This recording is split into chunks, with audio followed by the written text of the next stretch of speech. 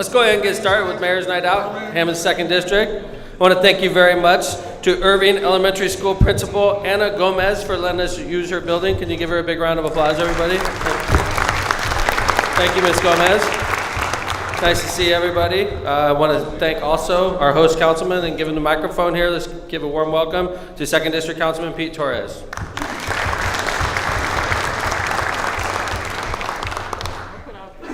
Good evening. How's everybody? Fabulous. Fabulous. Great. Okay, I'm just, we got a lot of activity going on in the 2nd District.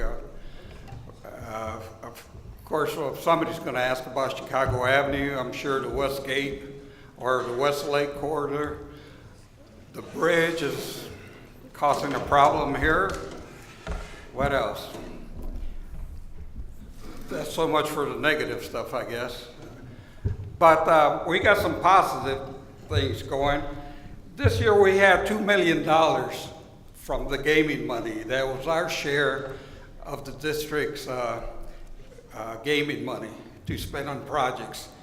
And as a councilman, I'm restricted to spending it on streets, those ornamental lights that are going on throughout the district, and the parks, and that's about it. And we're spending it as fast as I get them. As soon as I can get them designed, we're going to get them done. We got East 8th Street that this year that got ornamental lights, and unfortunately that's a big cost. A block of ornamental lights costs about $100,000. Right? Okay. We got 11 streets they're going to get overlaid.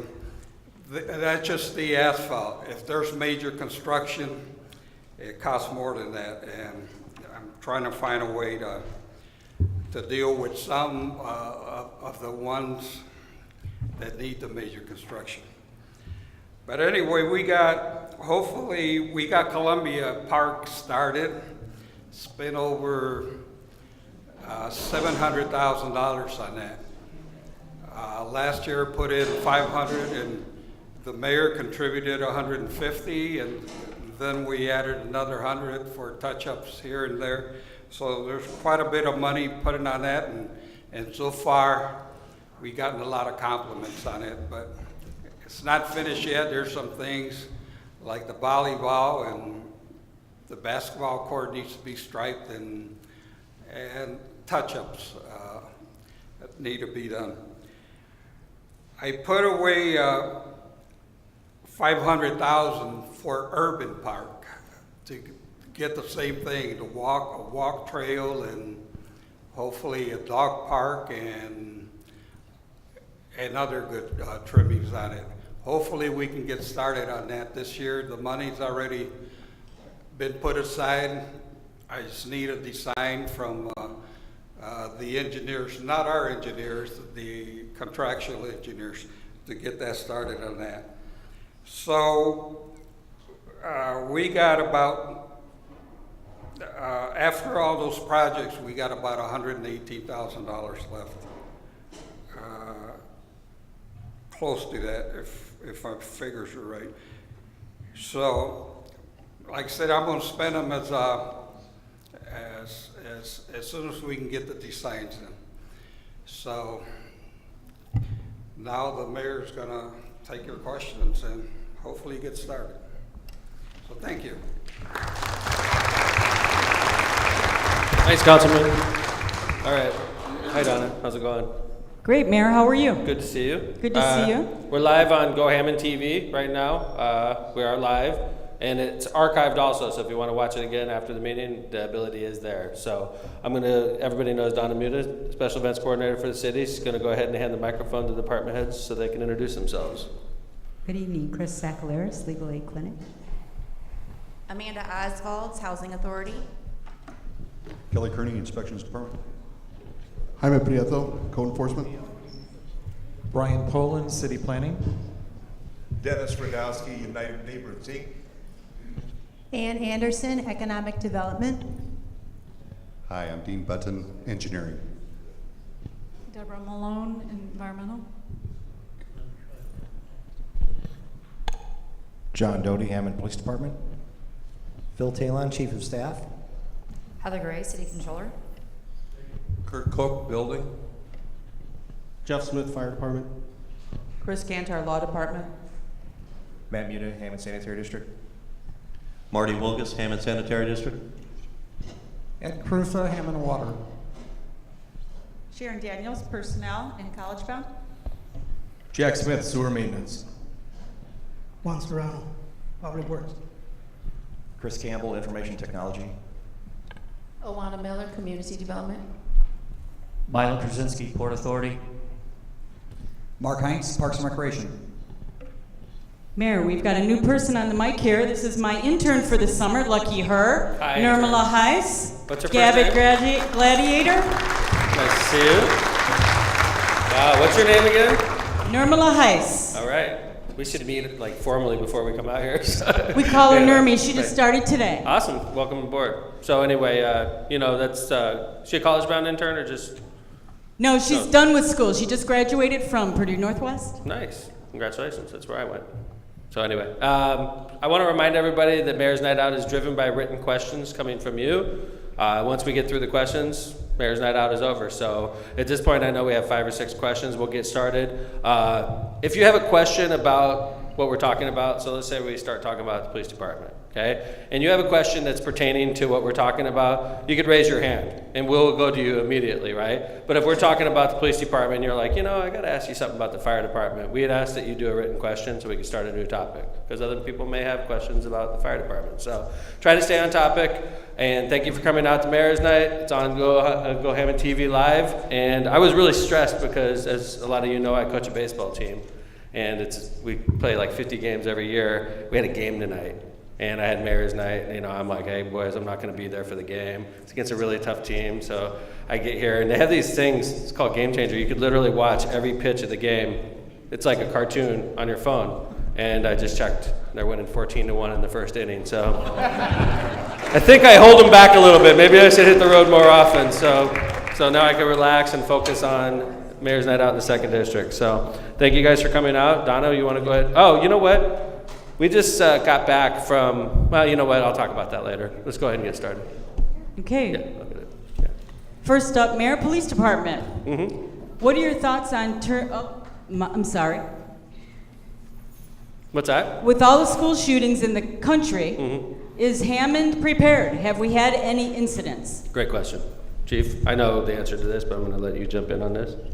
Yeah, definitely. We're way ahead, actually, than most people. We started our training with Columbine. We've modified it very many times. Generally, but there was something new that happened last year. Steve Kellogg and I went to some more state-of-the-art training down in Indianapolis, and they really have changed the way we think about school shootings now, how we react to them. If you can't stop them, Hammond, by the way, is doing a very good job of being on top of those, and we have thwarted, we believe, several here. And I'll tell you a little bit more about that very briefly, but we used to teach kids just lock the door, get in your seat, hide under a table. We approached the Hammond School Administration last year with something kind of out of the box, a new way of thinking, law enforcement, that run, hide, fight. So if a shooting starts in part of the building, instead of just waiting for the shooter to come to you, we want the students and the teachers to help them get out of the building, find a window, run, get away from the fight. Just like you wouldn't stand around on a street fight, somebody starts shooting each other on the street, you wouldn't just stand there and watch, you would move away from what bad is happening. Hide, and when I mean hide. If you can really, really hide, you stay there. And if you can't hide, you barricade yourself and prepare to fight. No matter your age, you prepare to fight for your life because you're probably going to have to. That methodology we brought into not just the school city, but into workplaces. You can't just stand there and take it. You can't be a victim. Police department, you got to be ready to go. When Columbine happened, they waited for the entire SWAT team, 20 guys, to get ready, and then they went in. That didn't work for anybody. We're way past that. We went down to 3 men. Now we're like, one guy shows up, he's going in. That officer's going in immediately. We have more rifles issued to the squads. We doubled up on those this year. So we have anytime, I would say probably 80% of your squad cars out there have an M4 in it. And they have a go bag. It's a bag they grab when something goes really bad. It has everything they need in it. It has a gas mask in it. It has extra munitions in it. Something to go against an armed offender who may have explosives. So we're really prepared for that. We train all the time. We train every year, one-time minimum. We help other departments train. The school's ready. We're ready. So just got to trust us on that. The other thing we do is when we get tips, we watch social media ourselves. Whether it's called in or we see it ourselves, we react to that. We don't just stand by and wait and hope mom and dad is taking care of it. We visit the home the moment the social media threat comes in. We're at your house. We're tracking you down. Whiting had one a couple days ago. We went with Whiting, because they don't have the manpower we have. We ended up finding out the kid on social media who made the threat against the Whiting school was in an East Chicago hospital. He was in the mental ward. We still visited him. We wanted to find out how long he was going to be in there. Was he getting the proper care? Was he going to be back out on our streets in a couple of days? What's going on? So those are the proactive things we're doing to make sure that everything is safe as well. All right, thanks, Chief. Appreciate it. You know, it's sad that you even have to have the conversation. It shows where we've come as a society that, you know, we have school shootings and it's sort of like regular news instead of being like, you know, I remember when Columbine happened, I'm sure all of us could tell each other where we were when that went down, and now it's unfortunately all too frequent, and of course the police department has to prepare for the worst. I know they do. That's why I just handed the mic to the chief, because I knew where he's going to go with it. So anyway, it seems to me like, as a layman, one of the biggest things for an officer is, if you have an active shooter situation, is to engage the shooter as quickly as possible. It seems like in the tragedy that happened in Parkland, that was one of the big, effects, is the slow response time before they engaged the shooter, whereas we just had one in Illinois, I want to say Dixon in Illinois, where an officer confronted the shooter relatively quickly and distracted the shooter, so to speak, right? He did exactly what we trained to do. He went in, he went toward the gunfire. Right. We're not saying to get shot, we're saying to distract. Right. Go in, engage. We're trained to engage. You know, he has body armor. Hopefully he has superior firepower, but we got to take on that fire. We can't just let somebody go in and kill kids. Right. So our job is to get in there and be interference. Gotcha. And hopefully win that gun battle quickly and easily. That's what happened there. The violence stopped when the officer made that engagement. You know, what happened in that other state, you know, that won't happen in Hammond. Right. Thanks, Chief. Right. Any follow-ups on school safety? It seems, it's a pretty sad topic, and I have the feelings that I do. I think one of our downfalls as a society is us clinging to and refusing to acknowledge that we need to change the way we do gun laws in America, in my opinion. And we're clinging to this notion that the Constitution doesn't allow us to change gun laws at all, which is ridiculous. Laws change all the time.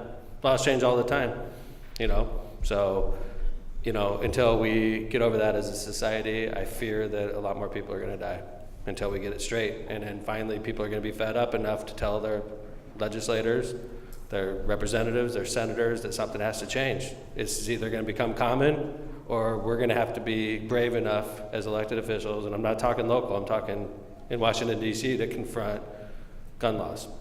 And, that's my theory. I don't see any reason why something that a soldier uses in Iraq and Afghanistan needs to be used in the streets of Chicago. I just can't. And I don't understand how anybody other than an armed police officer should have those weapons. Just beyond me why we think that's all right as a society. So, anyway, questions?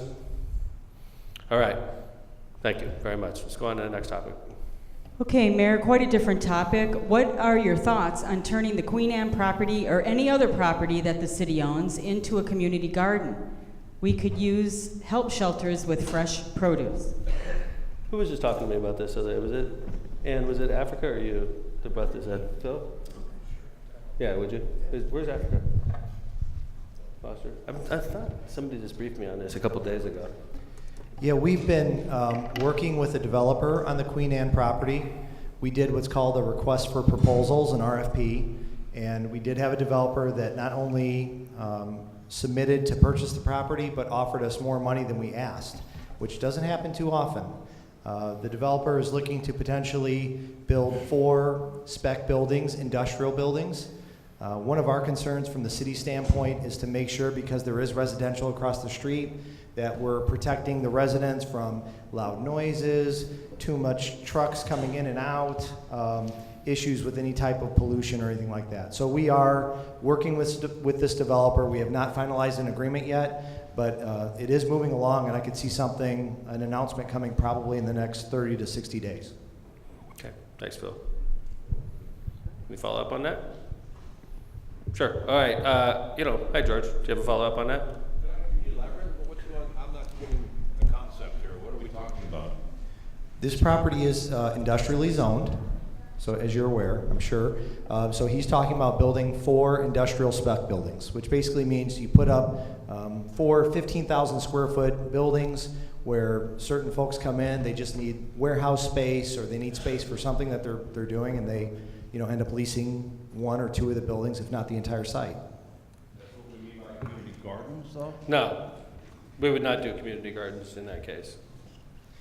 Yeah, to give you an example, Why we would had you do community gardens if you could create jobs instead? I mean, you could do creating community we were gardens. talking about over there. community gardens. I didn't see that. I missed the transition. Is that your question? Yeah, I mean, what do we mean by community gardens? Well, we wouldn't want to do community gardens there. That would be the short answer to it. Well, what do you mean by community gardens? I don't know. It's your question. I'm just answering. Actually, it was my question. Oh, okay. It's my, What I meant by community garden is, I meant like, with the government cutting so many food stamps and stuff like that, there's a lot of families that are not getting the proper nutrition that they need. And so when I see families struggling day by day to get proper nutrition, I see all these empty properties, Mayor, that are defaulted on taxes that could be used for community gardens, such as tomatoes, green peppers, whatnot. If we all work together, we could stop. I'm not opposed to the idea. I just would be opposed to it at that location because I think we could do better. Okay, that's fine, but No, but the there's other idea is- properties that are not being used or. Okay, well, I think if you had specific proposals and you approached, if it was our property, for instance, and we had, like if it was next to our house that was knocked down and it's just an empty lot, there's a couple neighbors that are interested, I think you could approach us and we'd be open-minded on it.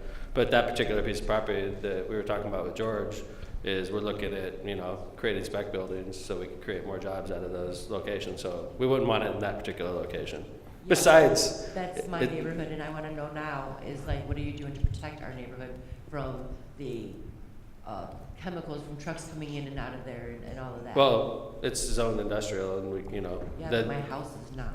I agree with you, man. Across the I mean, street but from there. I agree, but we could do everything that zoning allows, but that's zoned industrial, and it was zoned industrial. So I've lived there how many years? We did. I don't believe that was changed to industrial zoning. I think it was always zoned industrial. Brian, The Queen Anne property, yeah, it's been industrial. for like how many years? Probably since 1981 at least, if not longer. Do you think it was before 1981, or? Just by the history of the Queen Anne building, I'm sure it's been Right. industrial longer, but I can only Right. speak of to Right. 1981.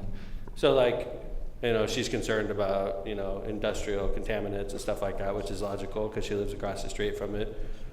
How would you respond to that? Because we have to, the owner of the land could do everything that it's zoned for, and she's across the street, she's worried about contaminants.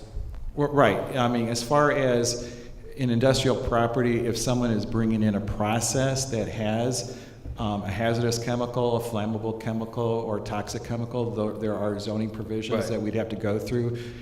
We would work. And we would have to notify all the landowners all around. That would normally be like a conditional use permit. But we would also have a certain amount of control. Like if somebody was bringing in some toxic, we wouldn't want. Right. But like, what do we have there now? We have like Tortilla Nueva Leon, which is a clean operation, which is industrial.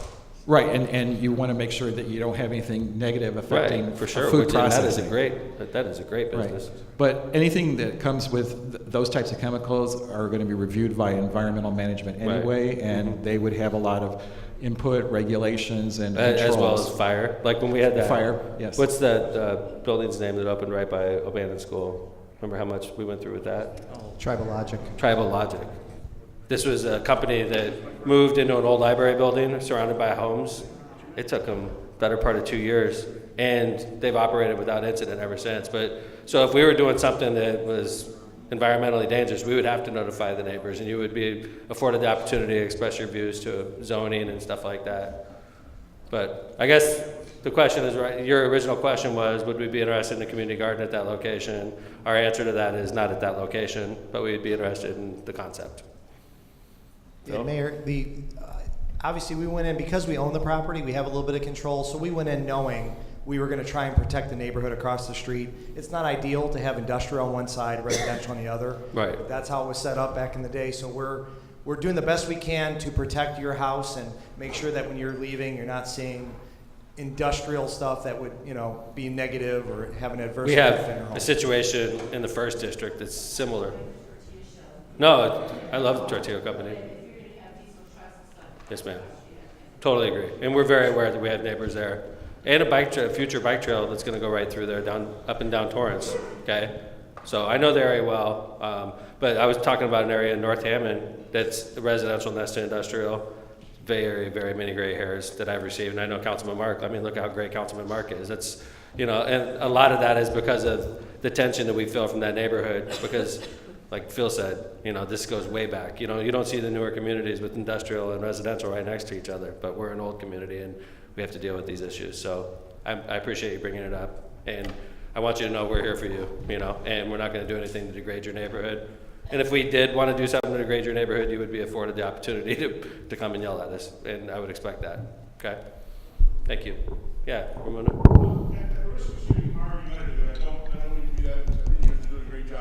Phil, the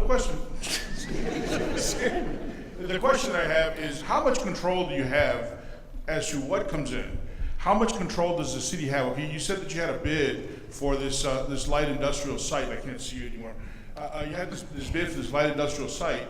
How much control do you have over who comes in there? You said that they offered you more money than you were even asking.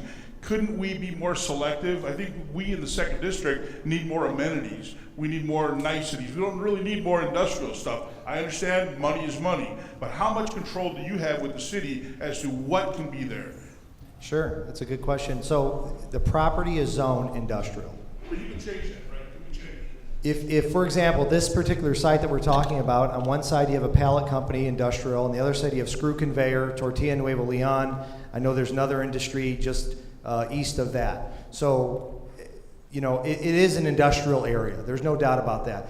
The question is control. Because we own the site, we have a lot of control. So this company that's trying to come in that wants to put these buildings in, we're going to make sure it's a clean industrial use. The best thing you could think of is like if you're in Schererville on Kennedy Avenue, driving down Kennedy, you see like the nicer industrial buildings.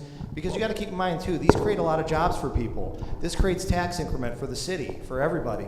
So the answer is yes, we have control. We don't have to sell it to some dirty, I don't want to pick on anybody specific industry, chemical, or somebody who's dealing with tires or something. We're picking a group that we've seen in their history. They've had a lot of successful, clean industrial projects. So we do have control because we own the property.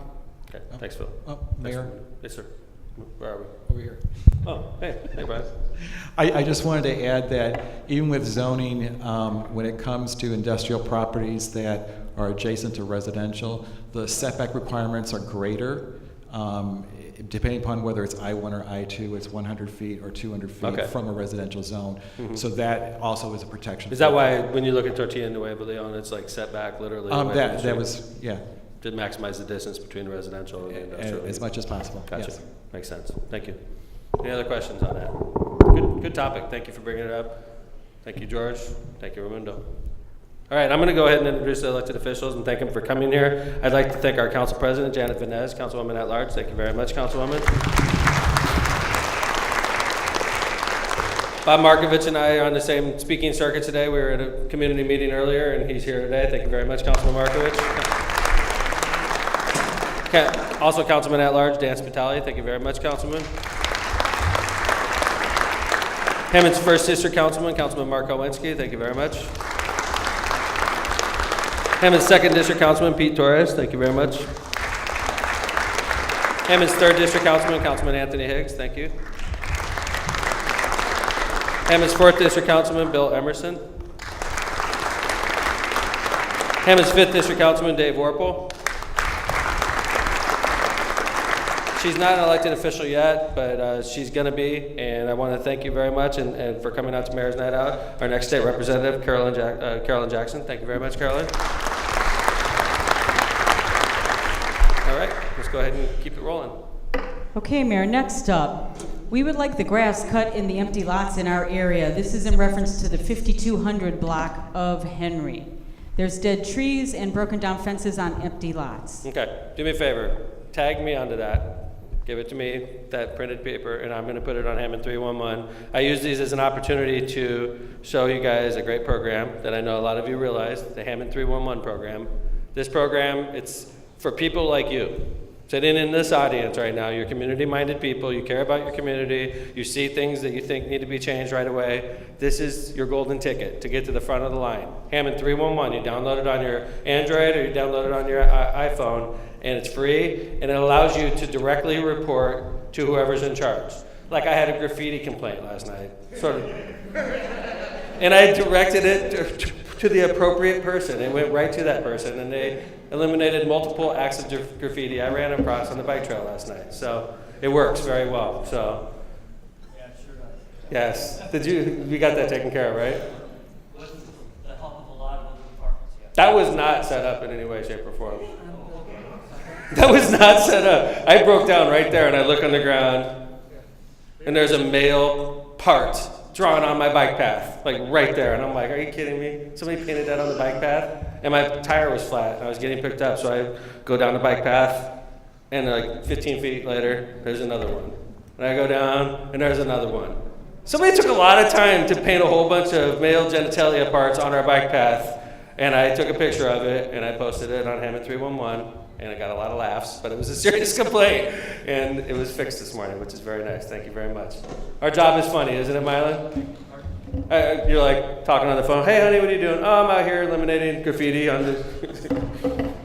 So anyway, thank you very much. Hammond 311. So I'm going to take that Donna gives to me. I'm going to pull it up and do a Hammond 311. I just did a Hammond 311 for this neighborhood the other day for a graffiti. Funny enough, underneath Gosselin, going underneath the toll road, stuff like that. So I'll follow it up with another one today. Okay? Is Gary Gleason here? Here. Hey Gary, do me a favor. I love Gary doing my Hammond 311 updates also, because you literally are one of the first people to get it, right? Yeah, we got it last night. Chris is the first person that gets it. Did you get mine last night? Yeah, we got it last night, and by exactly 12 Did hours. I brighten your evening when you got that? Yeah. It was funny, right? Yeah, it did. And as the night went on, it even got funnier. I agree. From help from others. At first, I was super nervous when I posted it. I'm like, oh man, I'm going to get in trouble for this one. But it's a serious problem. Well, it was. And you Tagging is a serious issue. I didn't know if this was like a gang symbol. I was going to call the chief. Like, is this a new gang I don't know about? Like, Yeah, there was like 20 or 30 of them. And yeah. We took the new pressure I know. washer People up thought there I was and lying. I wasn't lying. we're It was like, everywhere. There. It was a very persistent person that did that. Yeah. They took Chief, a are lot you of having time. problems with these types of graffitis being sprayed around our city? Really? That's good. See? So anyway, I wasn't asking you about last night's episode. I was talking to you about the Hammond 311. What happens when you get Hammond 311s? We either assign them to whatever department, because we kind of know which one. So graffiti removals run out of your department, right? It is now, yeah. We took it over, and then when you just bought us, you and Heather bought us some new equipment, which is like just washing that paint off with Nice. this water. It's working real good. So Good. we were up there this morning, pressure washed the whole bike trail, and took care of it within just a couple hours. Nice. So when the 311 So basically, comes if in- I do a 311, like if I have a large item pickup, the old-fashioned way is to call your office and say, I got a large item pickup, and I give you my address. The new-fashioned way is do it on Hammond 311, and it goes right to you, right to your smartphone, basically, And it could right? be done the same day, because people, they go all day long. People click fix them as they're driving around, or they clean their garage, they do it. And when we come in on Monday mornings, there could be 100 click fixes, and they're done that morning, handed out to the foreman, and usually done within. And there's an electronic record. So like if I say, hey, I want you to pick something up from my house, and you don't pick it up, and I call you, I say, Gary, I put in a click fix, and you didn't pick it up. You say, I never got that. I got documentation that I sent it to you, right? Right, And because- usually acknowledgement from you that you got it. Once it's open, we acknowledge it's open, and then whoever takes care of it will get back and close it to let them know it's done. Right. Chris, where are you? Hey, what's up? Could you get the microphone?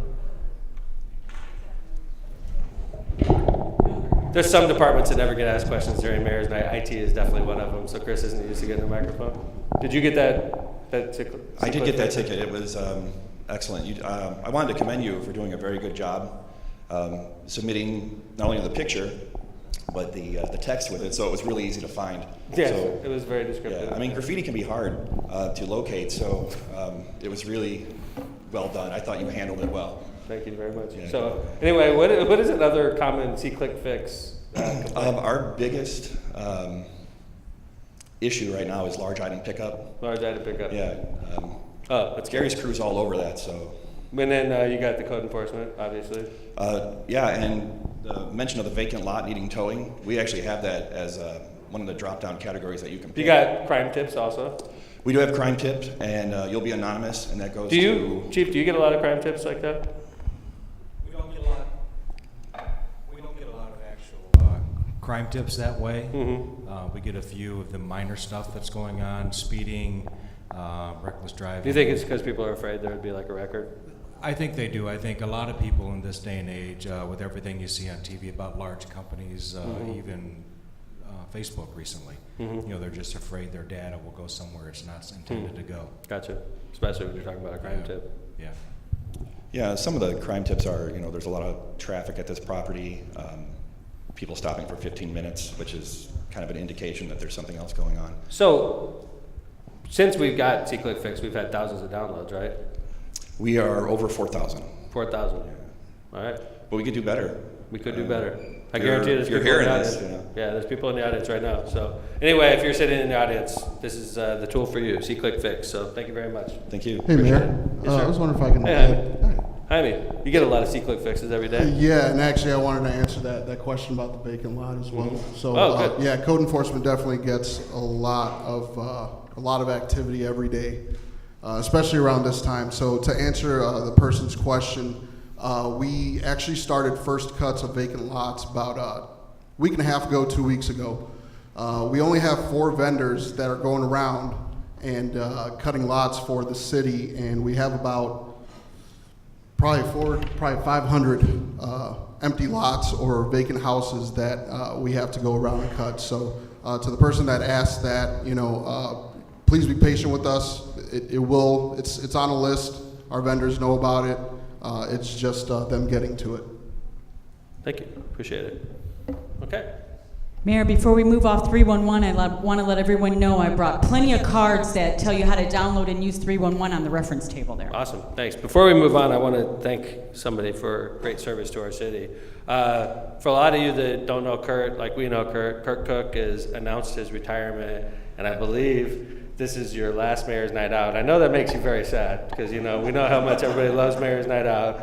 Chris suggests that I just keep coming and sit out there and write a lot of That would be great too, A lot of questions, yeah. But I just want to take a second. Thank you, Kurt. You've been with us for over 10 years now. You've done a great job for the residents of the city. You've really helped our building department tremendously, our inspections department tremendously. You've been an ally, a friend. You've done a great job for the taxpayers of Hammond. And I can tell you to a person, we're all going to miss your expertise. We're going to miss your expertise and your professionalism very much. So on behalf of the citizens of Hammond, I wanted to give you a warm round of applause and say thank you very much for going through.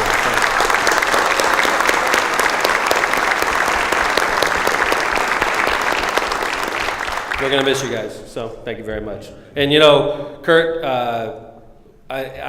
he has been working with the guy that was our building inspector for a long time, Bob Vale. Bob, could you raise your hand real quick? And Kurt really brought Bob Vale in, trained Bob, worked with him very closely, and one of his final recommendations to me in his capacity as building inspector was, building commissioner was, I really think you should think about Bob Vale moving up to take my position. And I'll tell you what, I thought that showed a lot of class by Kurt, and I know that Bob's an excellent person. He's going to do a great job as our building commissioner. So I want to say thank you for a great recommendation and for training Bob. And Bob, congratulations on your new position, and good luck. And next year you'll be up here. Next month you'll be up here, and Kurt will be writing the questions in the audience. So congratulations, Bob Vale, our new building commissioner. All right, let's move on. Next up, Mayor, why were the woods cut along 163rd Street by Gibson Woods? Okay, good question. First off, we're not in charge of that park. I wish we were. If we were in charge of that park, the city of Hammond, and I hope the county officials are listening. I've asked for control of that park a number of times since I've been mayor. I've lobbied county officials to give us control of that park for a number of years. That park is a jewel, and it's completely being ignored. And it's completely underutilized. And I think that the city of Hammond would do it proud, we'd keep it busy, and we'd spend money on it. So I remember this was probably February, March. Jim, you probably could tell me, I know you live fairly close to it, when they annihilated all the trees off 163rd. It was a total butcher job. I couldn't believe it. And I was livid and called the county and complained again, said, why don't you guys let us take control of this park? But we are being given the stiff arm. They want no part in City of Hammond running that park, and that's a shame because Gibson Woods Park is a jewel, and it's got to be 200 acres, and it's really prime, park space, and I don't think enough of us use it, and I don't think the people that run that park want us to use it. It's not encouraged. It's just sort of like there, man. It's sad. So I can't take responsibility for what they did. Mark, you probably want to jump in here a little bit, right? Thank you. It is a county-owned park, as Mayor said. It's probably titled by the wrong name. It's called Gibson Woods, and it's really a dune and swale property. For years of neglect is why those trees came down. They actually wanted to return it more to be a prairie than a woods. And that's the letter that kind of summarized that in response to when Mayor had sought that opinion from the Lake County Parks, and that was the response that we got. But there was a lot of tree removal of definitely ash tree, like we are citywide with the ash borer problem that we have, and continual. It was a definite mess out there, and I think many of our phones rang when those trees were rolling down the streets there, and because people just that's ruts. the thing. Residents always assume when something's happening in the city, it's the city of Hammond. It goes for NDOT projects. It goes for people knocking down trees. It goes for, and we understand we're going to be the first ones you call. That was a butcher job. It reminded me of the stuff NIPSCO used to do when they'd go through neighborhoods. I just couldn't believe that the park would let anybody just do that. And they left the street just a muddy disaster too when they left. It's like they didn't give a crap. And I found out who that contractor was, and we let them know that we don't want to do any more work with them ever again in the city of Hammond. We do a lot of work, by the way. So even though they're working for the county, if they think they could leave our city looking like that, we could block them on other projects and teach them a lesson. That's all we can do. I'm sorry. And just to add, it was one that they didn't have any care for what streets they came down. They went down every residential street over there. The mud got tracked everywhere and just made a mess of the whole neighborhood. But you're right.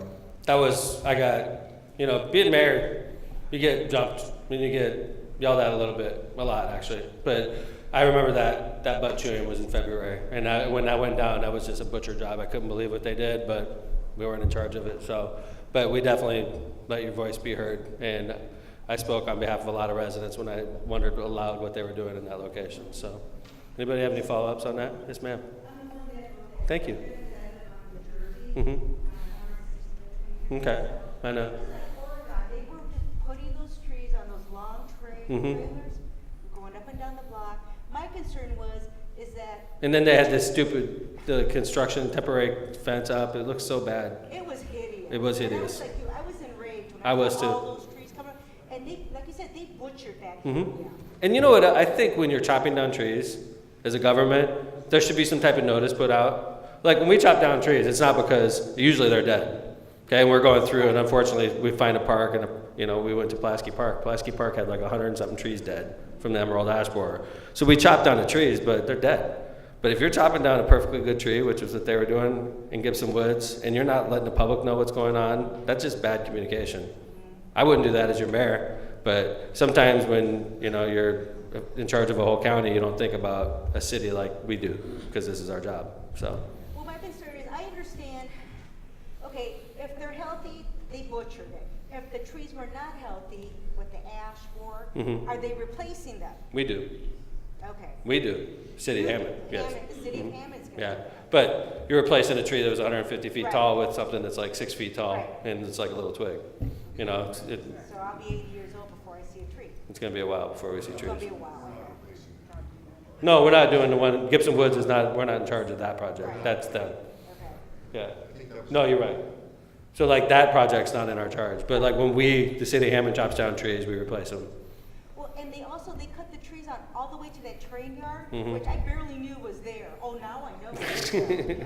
That was nice of them.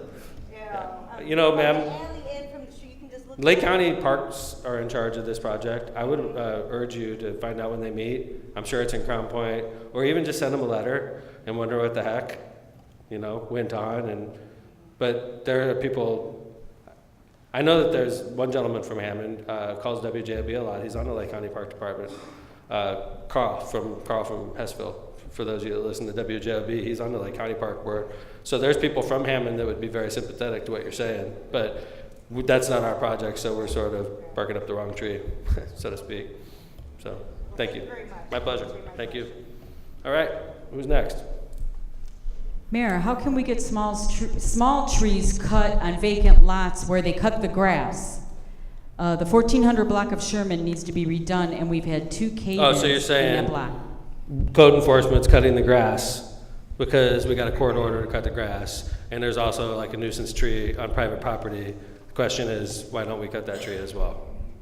Got that, Jaime? Yeah, there are certain trees, if we notice that they're dead or just really nasty, that we will get bids on, since we do have the cut and clean order for that lot. Usually, depending on the size of the tree or if we get a complaint on it, we usually leave the trees. But if we do get a complaint on it, Donna, please forward that to me, and I will look into that. I do know that on the 1400 block, 1409 Rich, 1409 vacant lot right there, there was a tree that did fall, and we did get estimates, and that will be taken away. So it should have been gone today, probably. Okay. Okay, thanks, Jaime. Follow up. Yeah, Mr. Buck? Yeah, I'm Paul Buck, I'm a precinct committee in H24. And what I'm talking about, the small tree, not the great big, but maybe 6-7 foot tree, where they'll cut the grass, but all these hiding spaces, behind those trees, and they look terrible. It's no shape to them or anything, but they need to be cut down so that the lots would look at least halfway decent when you cut the grass. Okay. And then the 1400 block, that street just needs to be redone. We had a cave in on one end of the street, then we had a cave in on the other end of the street. The middle of the street, they came out and they done some work. They got like 10 by 8 feet wide patches all the way down the street, and now they're sinking in from them patching it back up. But now you're going down the street like this, and that needs to be redone. Councilman? Yeah.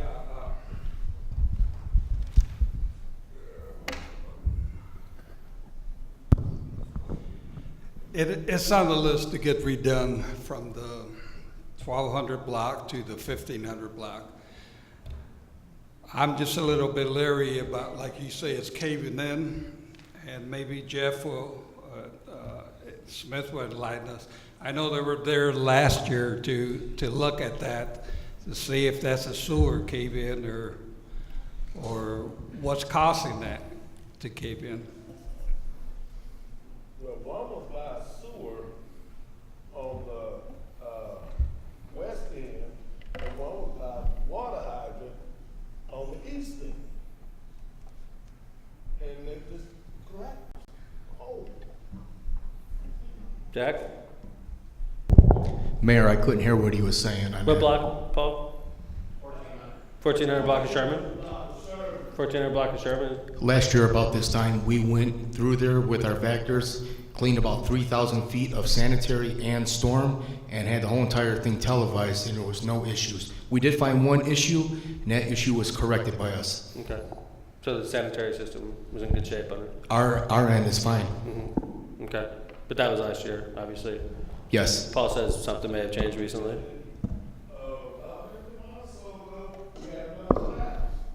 Okay, could you just have somebody go check it out? I will do that. Thank you.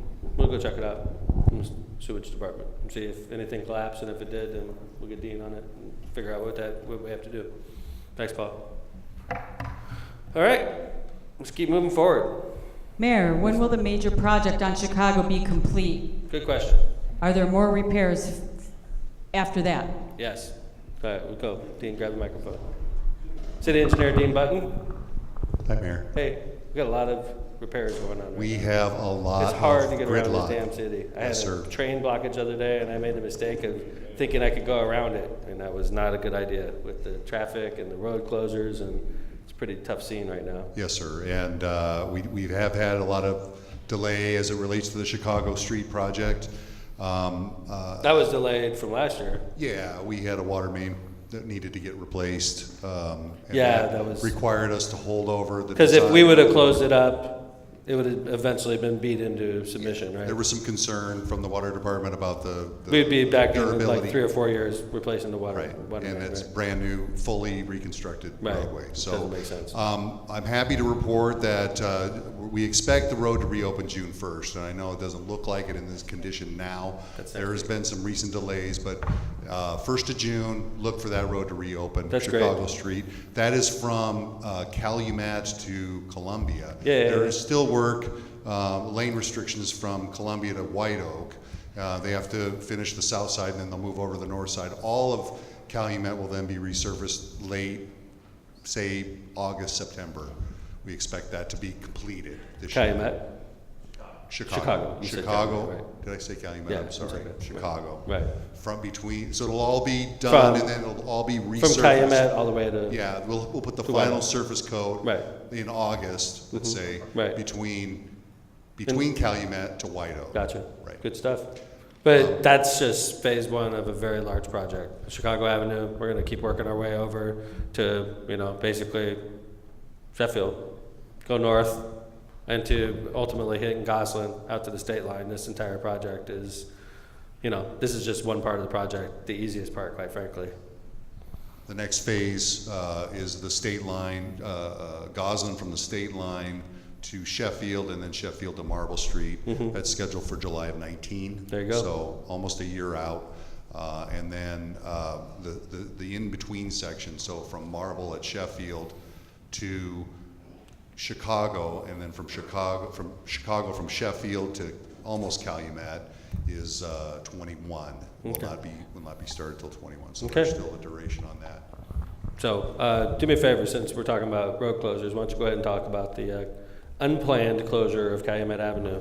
Sure, and Jack Smith might want to help out with this too, because he's been heavily involved. So on May the 4th, contractor Dunnett Bay, working for the Indiana Department of Transportation, was driving sheet pile to shore up the active roadway. So what would be normally the northbound lanes, is one lane going each way. They were driving sheet pile to shore up the roadway from being undermined, while they had work to do on the north approach, so the approach from the Michigan Street side. And during the course of that construction, they drove the sheet pile through the top of an 84-inch brick sewer. So we have worked closely with the contractor, their structural engineer, and some other companies to work out a fix. That work repairing the sewer occurred today. We will have some time to let that, so it's a concrete collar that's poured around the brick sewer. Will take about 3 days to reach 3 days to reach its stability, secure time on the concrete, and then they'll start the backfill. There's still quite a bit of work that would have to be done to put the road open. We're projecting June 8 to be the time that Calumet Avenue reopens. Okay, so we got June 1st for Chicago, June 8th for Calumet. June 8 for Calumet, yes, sir. Okay. All right, any other closures we should talk about? We've been reported by the IHB that they're going to close Soul Avenue to do a at-grade crossing When? repair. After June 8th, hopefully? Yeah. That would be annoying. That would be Right. annoying. Yeah. And probably more annoying is the CSX crossing of Calumet Avenue just north of Chicago Street. We asked CSX to wait until we reopened Chicago Street before they did that closure. Right. So sometime after June 1, you'll see a Calumet Avenue closure on right there north of Chicago for about 2 weeks. Okay. All right, there you go. Your construction update. Always good news coming from the Mayor, city I got one engineers. more. Oh, hey, Jack. 165th by Hammond Lead, the railroad tracks over there will be shut down for 6 days. When? June 4th. All right. Yeah, we should all get helicopters, actually. We should move forward. So, yeah, right. So, all right. Anyway, that's all great news. Let's move on to the next question. Okay, Mayor, rumor has it that the Mickeys in the 2nd District recently was visited by the state and the city. If so, what were the findings? Mickey's? Mickeys.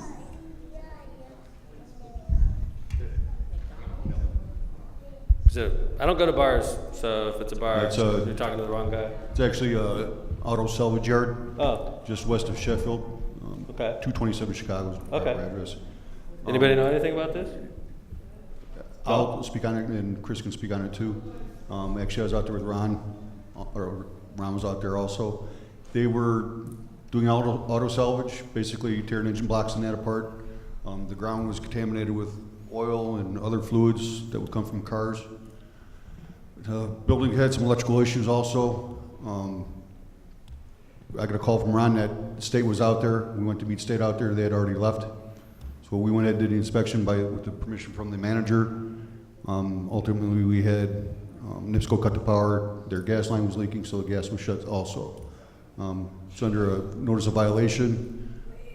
They're going to try to get contractors out to do the necessary repairs.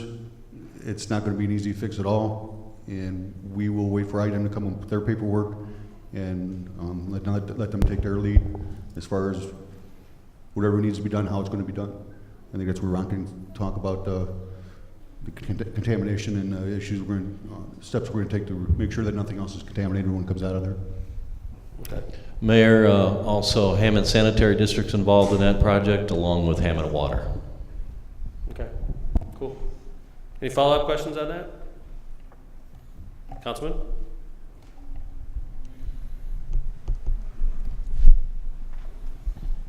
Good evening, Mayor. Hey. The rumor also has it that potentially they want to move to the district, my district, across the street from Herman's, and that they're prepping that property.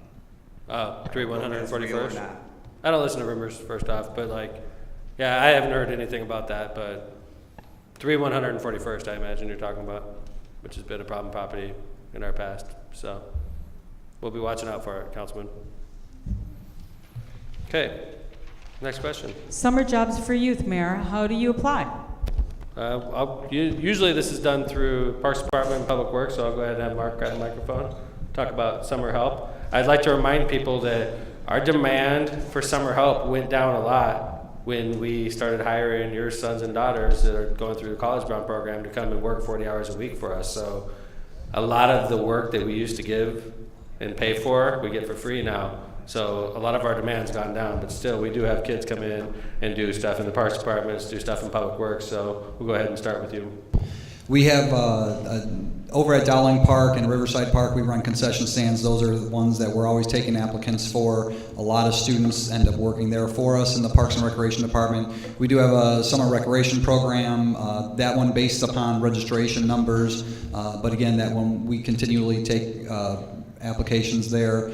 Applications could be filled out either at the personnel office at City Hall or at the Gene Shepherd Center or at the Civic Center for any of those types of positions. We also, there's also some smaller maintenance ones that we try to do some catch up on at our facilities, and then within some of the maintenance out in the parks that we jump in there as well. Great, thanks. We'll go ahead and have Gary pick up also. I appreciate it. Oh, Mylan, yeah. Sure. Absolutely.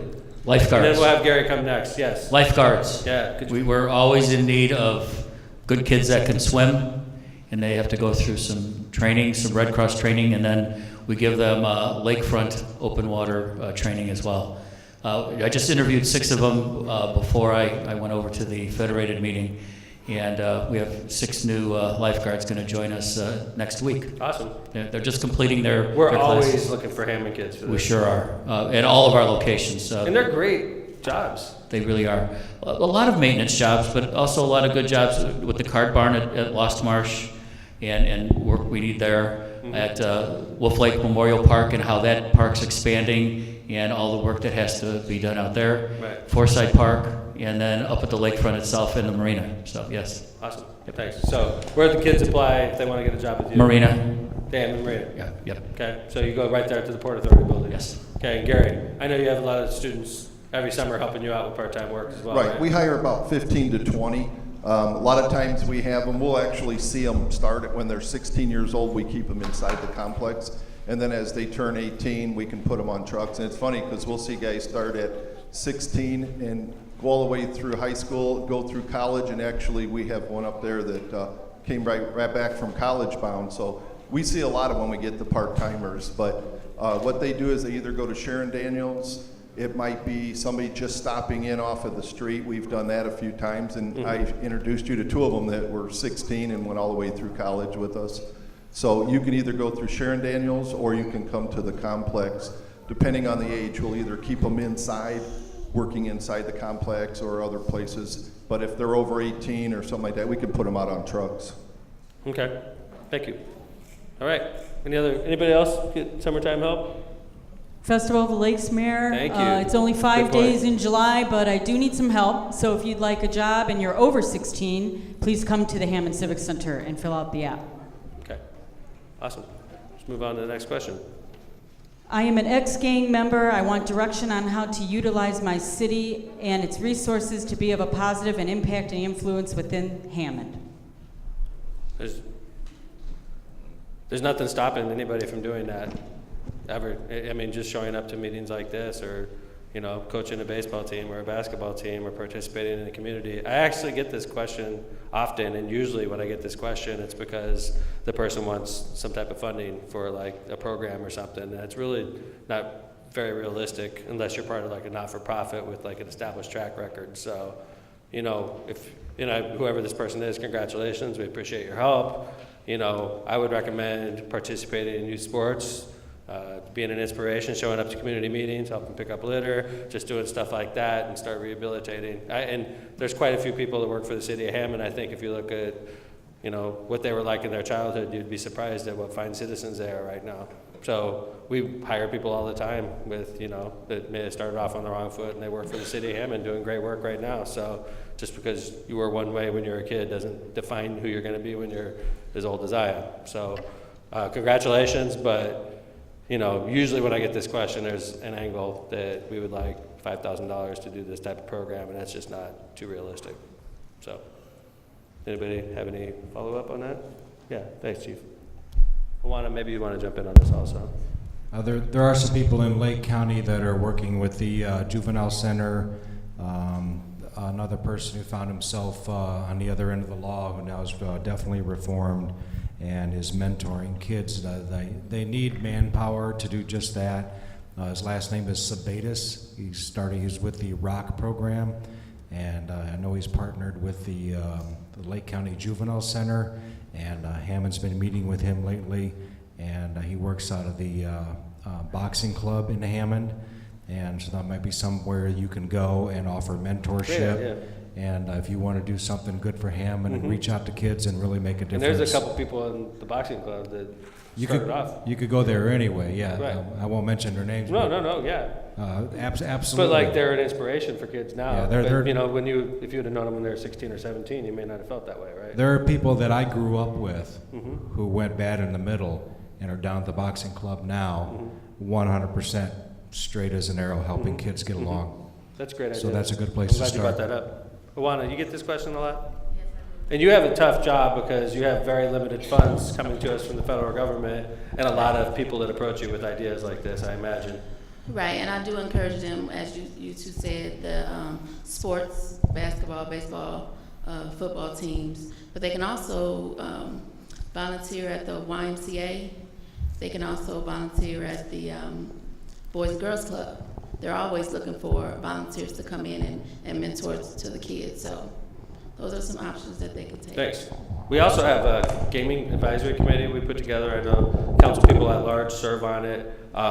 This committee gets millions of dollars of funding requests, and I've empowered this committee to rifle through all those requests and actually come up with a funding amount for a lot of causes like this. And I don't want to speak for this gaming committee. There's a couple members here, but I know that a history of performance is strongly encouraged. If you're coming along and you're like, hey, I just had this great idea. If you give me $25,000, I'm going to do this great program, they're going to look at you skeptically. But if you've been a member of the community for years and years, and you have proven years and years that you have this great idea and it works, you're going to be a lot more likely to succeed with funding in a case like that as well. So we do get questions like this somewhat often, and I think we gave pretty good answers to it. I don't know if anybody has any follow-up on that. Great, let's go ahead. Mayor, do you have any further thoughts about locating the Public Works Garage in downtown Hammond at the Jefferson Hotel site? Yes, a lot of thoughts about it. I do. It's a good idea. And we have an opportunity to relocate it after we sell our current complex on Conkey for a private business that wants to expand and purchase our lot from us. And it gives us an opportunity to juice up downtown with some more jobs. And we think it's a good idea over there by the Jefferson Hotel. We suddenly own a lot of that property over there. I think it's a good location that we'd have 150 some odd men and women working for our Public Works Department showing up every day. I think that's a good thing for downtown. We've talked about it. It's key to this is getting the offer for the current complex. We have to get that offer, and once we do that, we can agree to it if that's where we're going. And once we agree to it, we have a certain amount of time. We have to have a new location. So, and Jack, aren't you guys looking for a new location as well? You know why I know that? Because I read your minutes. So. I received the letter from you. Yes, Marty. It's a good idea, right? Well, it's pretty interesting that we have people looking for new locations. Good thinking, Jack. Yeah, you know, Jack and the sewer department were located across the street off Columbia Avenue, just east of us, so west of us, I should say. And we're expanding the basin, and so I've moved all of their operations back to the plant side. Right. We're in need of a garage area, so there's something we can talk about. I'm not quite sure it'll work because I need them at the plant because I also do a lot of work in the plant with the Vactors. So. That's something that we could. No, I just thought it was interesting as I was reading your minutes. Yeah, you do a great job at that. I know I do. I just wanted you guys to know I do read these things. So, and I know you guys are looking for a potential location for Jack's Public Works employees, so to speak. And we're doing the same thing on our side of the fence. I'm thinking, hey, maybe we can make a partnership here. So. Sure.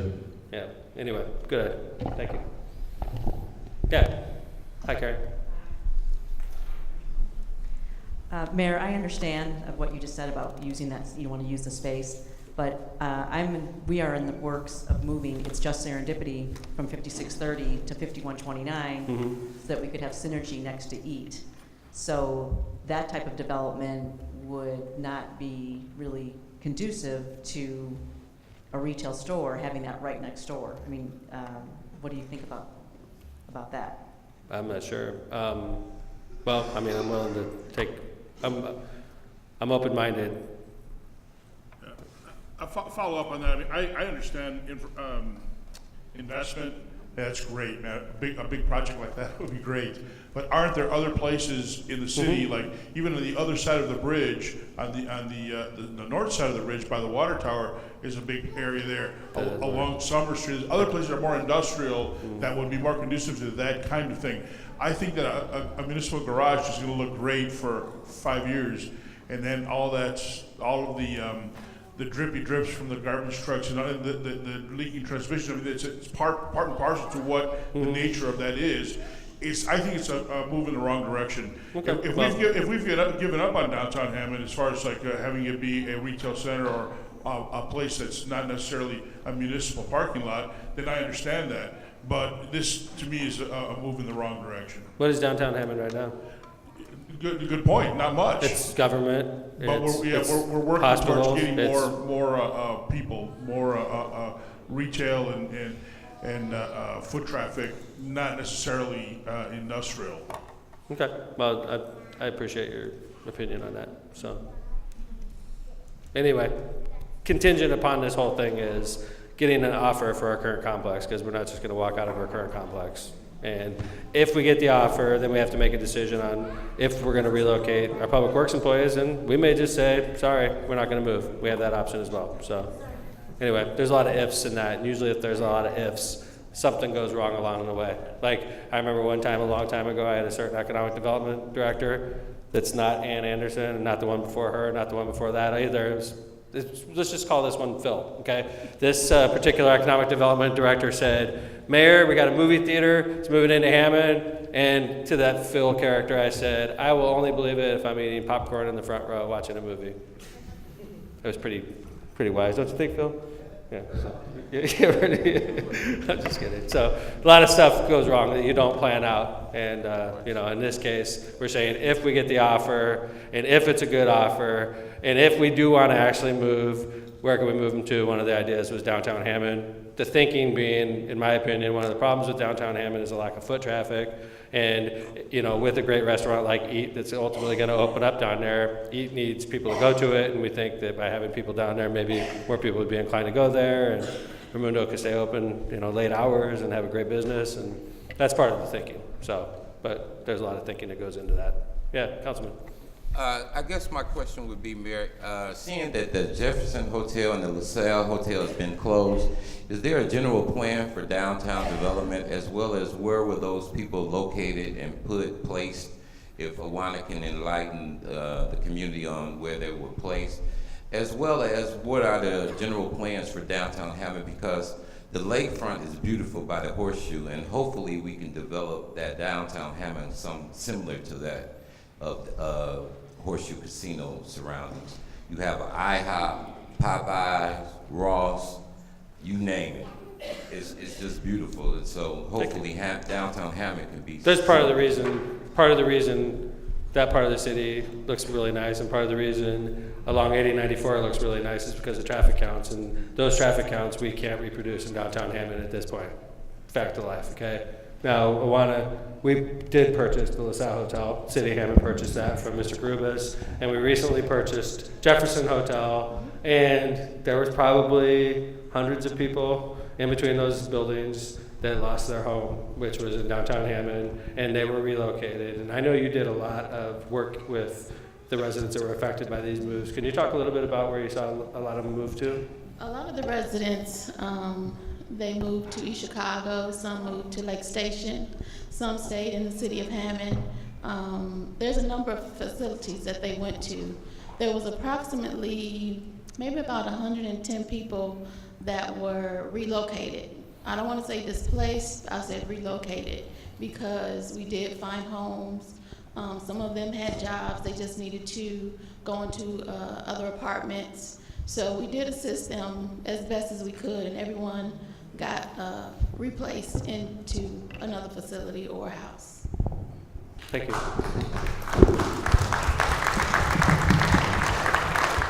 Downtown Hammond has its challenges, no doubt. One of the challenges, in my opinion, is we had a population downtown that was not conducive to doing business downtown. If we're doing business downtown, we have to make it look like a downtown business district. And part of the problem is of the population that was just sort of hanging out. And in order to try to move forward downtown, we made some difficult decisions. One of them was to purchase LaSalle Hotel and to shut it down. And the other was to purchase Jefferson Hotel and to shut it down. I think these are good moves for downtown Hammond's future, and it's not as easy to develop downtown Hammond as the Marina District, where there is hundreds of millions of dollars of casino revenue pumped into. It's not as easy to develop downtown Hammond as it is to develop off of Kennedy and 8094, where you have hundreds of thousands of cars pass that location and see it on a daily basis. These are easier areas to develop because ultimately it's not us that's developing it. It's somebody risking their money. Somebody's got $5 million and they have an idea. Where do you want to do it? Do you want to do it in downtown Hammond, or do you want to do it off a highway that has hundreds of thousands of cars pass through it? It's not the city of Hammond that's making these decisions. We have to keep that in mind. So, anyway, any other questions on this? Yes, sir. With downtown Hammond? Absolutely. In fact, you know, I had a previous, before Attorney Cantar, who's amazing, corporate counsel.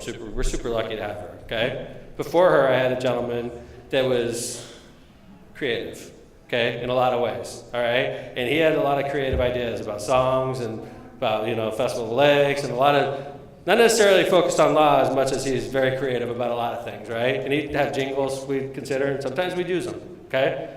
One of his ideas that I thought was a really good idea for downtown Hammond was squeeze it from 4 lanes to 2 lanes and make it like diagonal parking, going all the way through downtown Hammond, and rejuvenate the business district because you have parking immediately. So like at Raimundo's restaurant, at Eat, instead of having a 4-lane superhighway go through there like we have right now, you would have slower traffic and the outside lanes would be diagonal parking. I didn't get a lot of great legal advice, but I tell you what, every once in a while he'd come up with interesting concepts, and this was an interesting concept, and I still think it's an interesting concept. It's, George, I think that's a major problem downtown. And granted, we just had a catastrophic fire in a Straub building downtown, you know, and you know, what's the future now? That fire was burning. I'm getting reports from the fire chief that it's so hot they're not even going in it. My phone rings, I answer, it's a reporter. They said, Mayor, what's the future for downtown Hammond with the Straub building being on fire? I'm like, come on, man. We have firemen putting it out, and you're asking me what the future for downtown Hammond is. So there's a lot of work that has to go into it, and it's a challenge. And you know, for a long time, I thought that moving City Hall to downtown was the answer.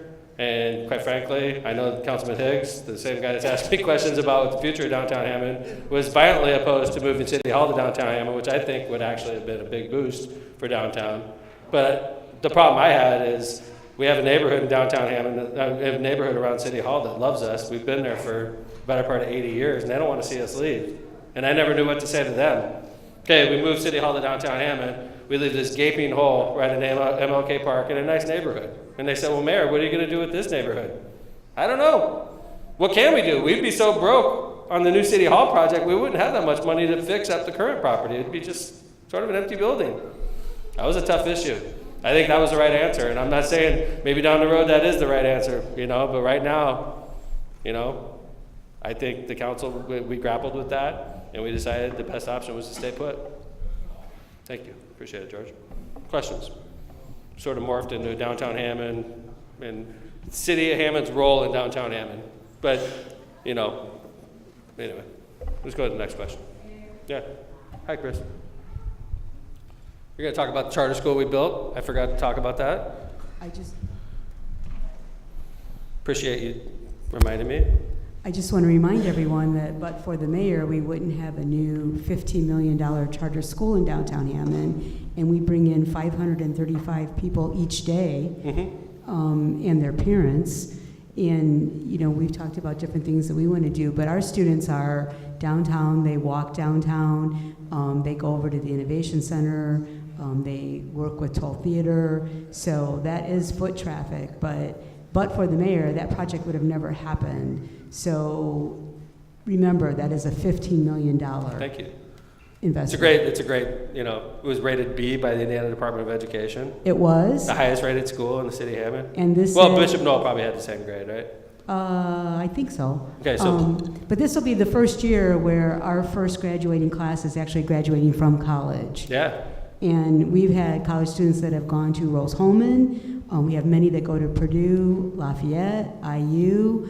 We even had a student this year that I think was accepted by MIT. Wow. Congrats. So we're doing great things in downtown Hammond, Yes. and our students are very engaged. And I think that you got the latest thing, I think Heather sent you, where they want to do banners. Yeah. In downtown Hammond. So our students are very involved. Yeah. And one of the best things that you did was to buy the hotel down there, because there's things that we think we can do on that side of the street also. True story.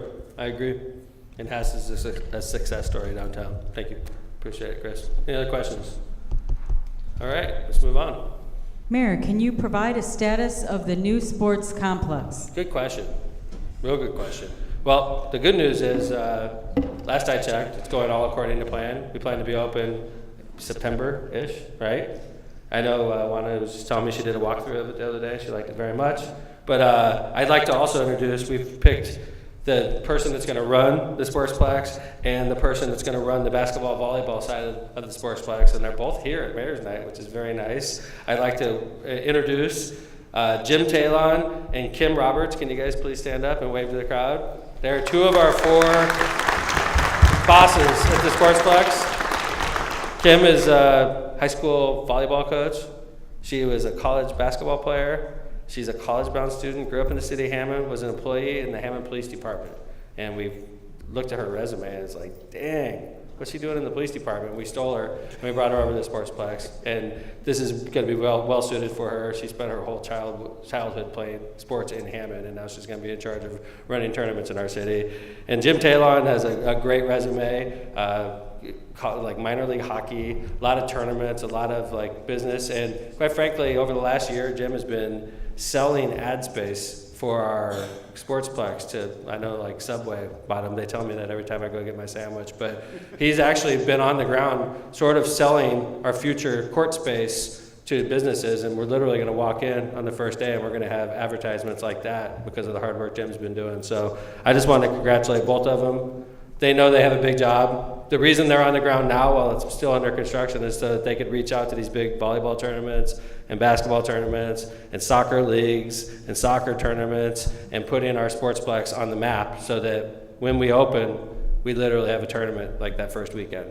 So we want to hit the ground running, and that's why these two are hired already. And I'm really excited about both of them. They bring a lot of energy. They're both grown up in Hammond. They both got great resumes, and they're both going to do a great job. So I hope you guys don't mind a big round of applause for them. Very welcome. I believe Kim Roberts is the only park department employee that's been tased also. So I want to congratulate her on that. So you had to get tased to be the correction officer, right? So if you ever get somebody to get tased or to know how to use a taser, Kim is your person. So congratulations, both of you. All right, let's go ahead and move on. So hold it. Did I answer the question on the Sportsplex? Update. Anybody want to give an update? Sure, Phil. He's a microphone hog. He's always wanting to talk. No, please.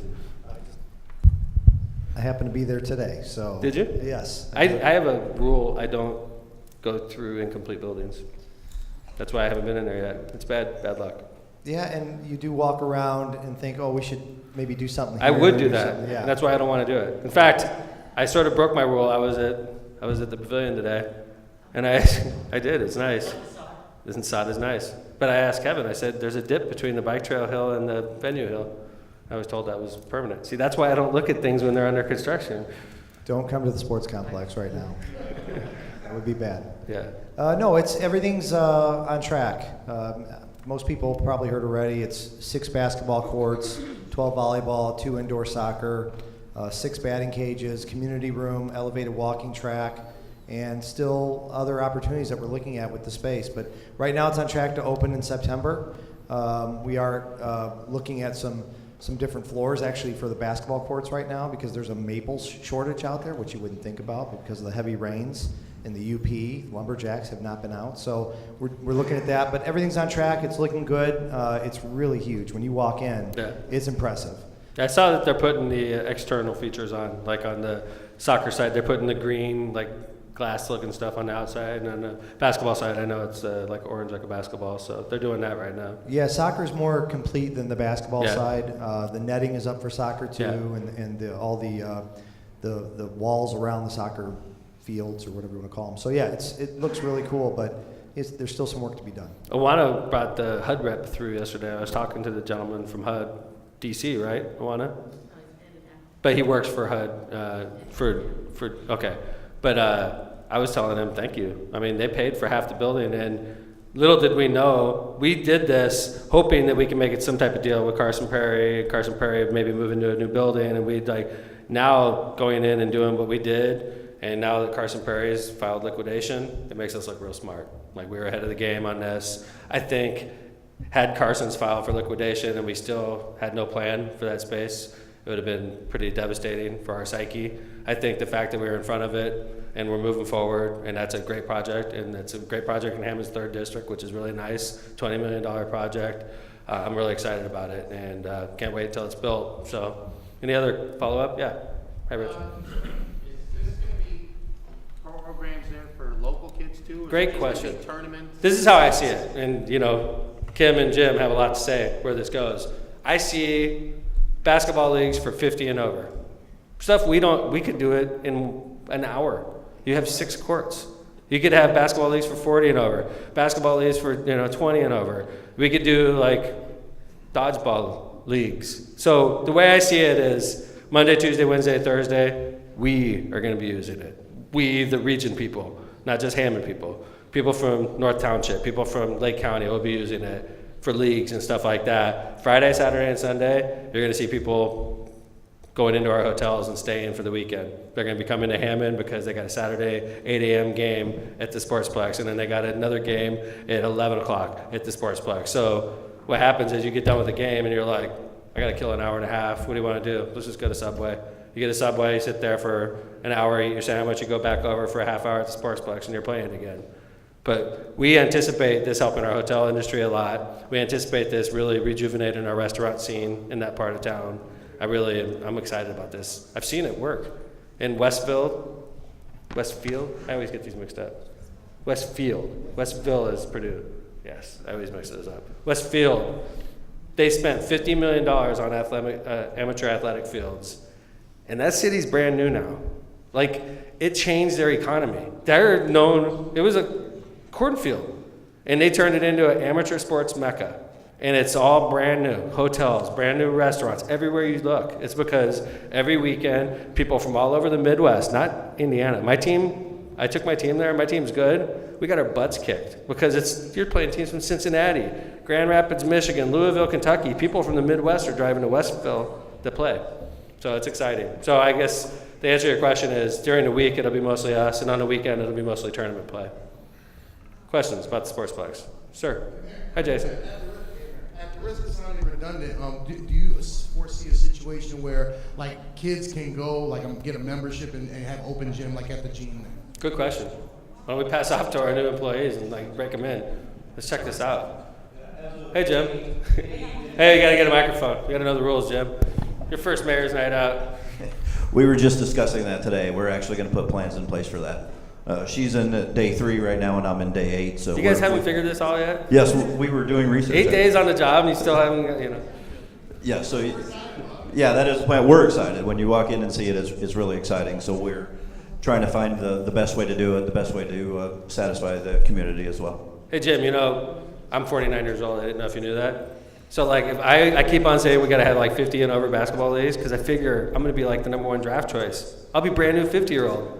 There's going to be 58, 59-year-olds looking at me let's get that guy. He's a young buck, right? Right. Just sign your waiver and you go crazy. Right. So, thank you. Any questions on the Sportsplex? Yes. Oh, right here, Donna Lazo. Hi, Lazo. Hi, Mayor. What's here. going on with the Walmart store? Good question. So the old Walmart, the question is what's going to happen with the old Walmart store? That is under ownership of a developer who still shall remain nameless. Is that true? He's like Batman. He's like Batman. I believe so. He's a region retail developer. Is it still top secret? Kind of. But This he's in is works. usually when I blow it. It's sort of annoying. We have to protect this guy's anonymity. He owns a building that everybody's interested in. Mm-hmm. He's successful though, right? He's very successful, has done a lot of successful retail developments. We were in excited when he heard he Indiana. owned it. We're very excited. He has possession of the building and he's actively recruiting retail and complementary businesses to be partnership with the Sportsplex. And he wants Very to cool. remain nameless. And he wants to remain nameless. As soon as I get the go-ahead, I'm going to Okay. announce it. I wouldn't tell you his name. Its first name's Al. That's all I'll say, okay? First name is Al. But other than that, it's he does own the building. He is a successful developer. He's got check marks in the columns. He's made money on big business. So this guy can do it. He bought it for a reason. He wanted to be close to the Sportsplex, which is encouraging for us. By the way, I can tell you now, that's where we had worked out a deal for Carson Prairie Scott to land in that building before they declared bankruptcy. So that was supposed to happen. Hi, Councilwoman. Is there a time frame to demolish the Carson's building? Interesting question, because somebody recently approached the city and said they have a plan for that building, but they would have to have a plan and a whole bunch of money sticking out of their pocket to develop it. But if they're a serious developer and they have a serious plan, I'd be open-minded enough to listen to it. But if it's not a serious plan, I think we could do better with newer buildings. That's a big, big piece of property. How many square feet is that? Anybody? It's 110. That's it? That's the same size as Cabela's? I thought Cabela's. Yeah, they wanted to go down to 80,000, but they're right around 110.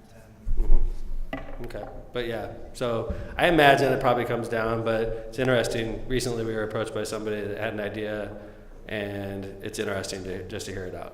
So, but I mean, you know, I like to move forward. I don't like to sit, static. So, thank you. We had a grand opening last week with the police garage in downtown Hammond. Want to talk about that for a second? Because it's interesting how things work out. Yeah, we wanted to get some more police presence downtown, so along with the other things the mayor's been doing with the hotels. We've needed a new home for the police department for probably about 12, 15 years actually. I believe before the mayor took over, the building was technically condemned, and we've been in it, and the bottom actually fell out of it while we were living there. But primarily with the mayor's support and Phil's commitment to stand beside us for about a decade, we finally nailed down a location. We did want to go downtown.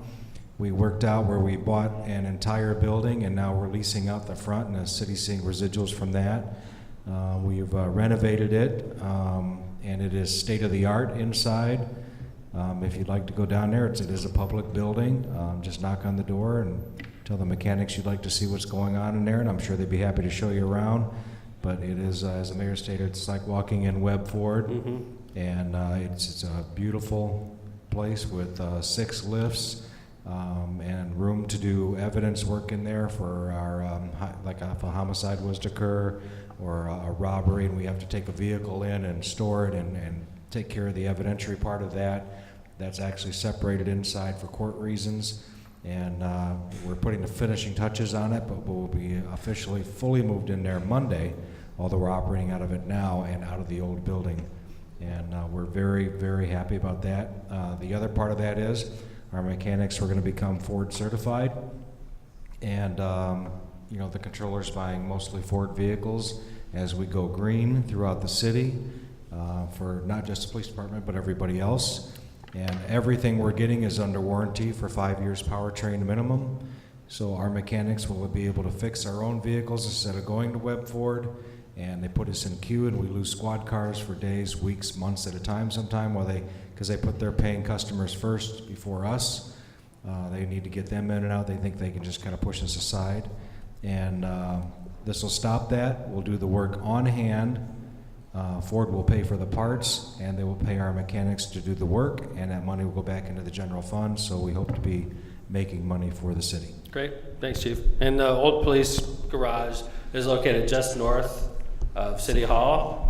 They're in the process of moving out of that building. That building will be coming down very shortly, so it's right across Lyons, just north of where I park my car. And then just to the north of that is a building that the city's had its eyes on for a long time, the old resale shop. And funny enough, Saturday night, Jeff?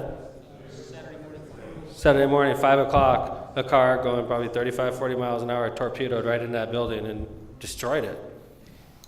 Which thankfully she's safe. Thankfully nobody in the house was hurt. But dang, I mean, I could have picked a better building, I'll be honest with you. Like, we literally can redevelop that entire block now with the parking garage, what's gone on, and this house has got to come down. We literally get an opportunity to clear an entire city block right by City Hall, which is a pretty unique opportunity for us. So I think you're going to see a brand new block there, and it's not often you get opportunities like this. So between that horrible wreck, thank goodness there was nobody injured, and between what's happened in downtown Hammond with the moving of the police garage, it gives us an opportunity to, fix parking issues, maybe put some retail over there. I just think we have some opportunities there now that we didn't have. What's that? And the new high school, yeah. I still haven't really seen final plans for that, but yeah, there's a lot of opportunities in that neighborhood, and the new park project we're working on. So anyway, Let's do another question. We got 2 more. Next up, Mayor, I just want to preface it by telling you I did not write it. Hello, Mayor. Who is your favorite band that's playing at the Festival of the Lakes this year? That's easy. You didn't write that? I did not. I know promise yours I is. did not. We go through this every year where I have usually one band I get to bring in. The band I like, we work real hard on making sure that demographically our city is represented. So I don't have all rock bands on there. I don't have all rap bands on there or all Motown. We try to make our city happy, and our city is very diverse, okay? My band is Sublime, for sure, Friday Night. I love that band. I met them. They're great people. They packed the house. I'm super excited about that. And I know my special events coordinator is excited about the night before that with Chevelle. Woohoo! I know. He tried to get that band for a long time, and they courted us, which is interesting, to be approached wanting to play our festival. They courted us, and we brought them in. We got a good deal for them, and I think so far they're selling the most tickets. True story? They're going to rock it. Yeah, that's good. So we're really excited about it, though. So Grandmaster Flash plays on Wednesday with Color Me Bad and Tone Loc, all 3 of them on Wednesday night. Thursday, Chevelle with, I don't remember who. Lights Over Bridgeport. Lights Over Bridgeport. Friday is Sublime with Bonfire, which is an AC/DC tribute band. It's really good. And Dick Diamond and the Dusters open for all of them. Is that Hopefully, yes. Friday? And then Saturday, we have Nas, who's an amazing rapper. A young lady from Gary, I forgot her name. That did Kayla did a song with Nas. She's going to be there that night, and we're working on an opener for that. And Twista. Twista, I forgot about Twista, our favorite guy from Chicago. I love Twista, great guy. And then Sunday we have Latin Night, Banda Carnival, and a host. I mean, a literally. host of others. that- What, 5 I'm bands that almost night? done, but not quite. Yeah, literally like 5 bands that night, right? Yes. Yes. So we're excited about it. The project, Mylan's project, is going to be done. I can confidently tell you, right, Mylan? I know Mylan's talking about people getting gray hair. Mylan's gone significantly gray since we started this project. And hair loss too. I wasn't going there though. But no, Mylan's been working this one hard. They knew when they started this project. They started the project after last year's fest, and they had a strict deadline this year's fest. And I was like, I'd call Mylan, I'd say, hey Mylan. He goes, hey Mayor. I go, I just paid for the Wednesday night band. I just wanted you to know, like, the festival has to be on time this year. And Mylan's doing a great job watching that project. So, thank you. Mayor, a compliment. I want to comment positively on 3 excellent city employees, Kelly Kearney, Juan Serrano, and Gary Gleason. These gentlemen have each gone above and beyond the call of duty to I'm going to do a handwriting analysis on this. ensure the safety and well-being of This looks a Hammond lot like Gary residents. Gleason's writing. Very fine gentlemen and excellent representatives of the city. I get really skeptical when I get letters like that.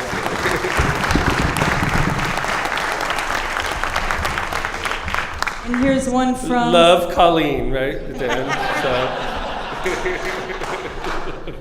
One from elementary student here. I'm glad you're at Washington Elementary and Washington Irving Elementary, and you're speaking about your opinions and others too. I really like when you actually say great answers to people, parents, and kids. I'm really proud of all your hard work in Indiana, and you are doing very well. Is Marissa in here someplace? I was like, what's going on here? I'm not used to compliments like that. I think it was from one of the kids. Yeah, They might have left Thank already. you to the kids. I appreciate it. Thank you. Is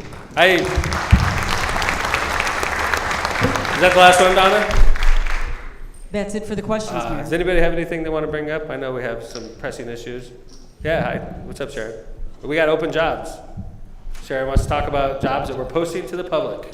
Correctional officers for the police department. We have an opening. We have a few openings. Tasing is part of this job. You just got to get tased You have once. to be so. tased. That is probably not the first thing we should talk about. Probably What a not. job you have to get tased to get. No, that's all right. I'll take the other one. We have CDL licensed drivers. CDL licensed Public drivers. Works. I am confident to tell you that if you have a CDL license, we can get you hired in the city within a couple weeks. Gary, that's accurate? If we have open jobs every couple weeks for CDL drivers, right? We have them open now. If you have a CDL license, get Miss Daniels' information and go see her. Give her your resume. We will bring you in. And you'll make good money, like with overtime and stuff like that, with benefits. CDL drivers. I mean, we're constantly looking for CDL drivers. And then Civic Center Manager. Civic We Center have that Manager. Open. And then Inspector for our inspection, because we've moved everybody up with Kurt leaving us. Well, yeah. Inspector for inspections. Inspector for inspections. Yes. Come see me tomorrow at 8:30 a.m. Okay. And then also College Bound deadline. We won't have a mayor's night out before our July deadline. 6th. Yes, July 6th, hard fast deadline. I gotta remember that myself. So, all right. Thank you guys. Anybody over here? Thank you guys, residents of the 2nd District. Thanks to Councilman Torres, the host councilman. Thank you for everybody for showing up to Mayor's Night Out. I'll see you guys next month. Actually, it's gonna be September 12th in the 1st District at the Las Marches Clubhouse. Thank you guys. Have a nice day, everybody.